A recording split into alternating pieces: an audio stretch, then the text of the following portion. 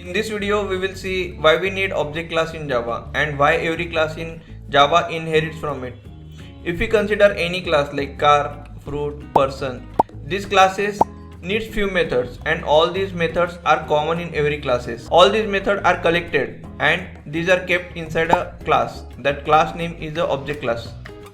Now we will see which are these common methods. First method is equals method.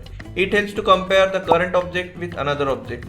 Next method is the hash code method. It returns a hash code for an object. Hash code is widely used in hash map and hash set. Next method is toString method. It returns a string representation of the object. Next method is the getClass method. It returns the runtime class of the object. Next method is a clone. It creates a shallow copy of the object. Finalize method. This method is used for memory cleanup operation. It is called by the garbage collector before an object is destroyed. Next method is wait method.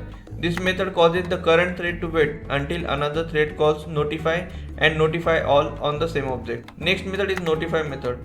It wakes up the single thread that is in waiting state. Next method is notify all. It wakes up the thread that are in waiting state. And next method is wait method. It has parameter long timeout and another wait method has parameter long timeout and int nanos.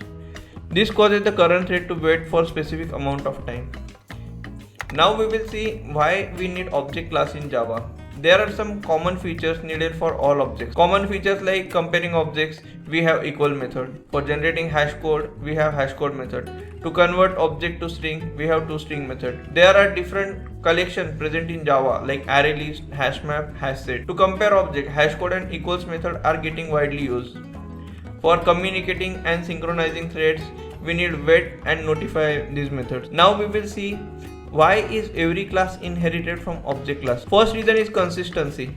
All objects share common behavior because they come from the same base class. This makes Java programming simpler and more predictable. Second reason is it works everywhere. Since everything is ultimately an object, method and tools like collection and frameworks can work with any object type. Simplifies the language. Having one base class means Java runtime doesn't need to treat different objects differently. It can manage all objects uniformly. If you are interested for mock interviews, you can book mock interview slot. Booking link is given in the description. What is the toughest Java question you have faced in the interview? Drop it in the comments below and I will cover it in my next videos. If you like this video, just hit on the like button. And to get such amazing videos, subscribe to this channel. Keep watching, keep learning.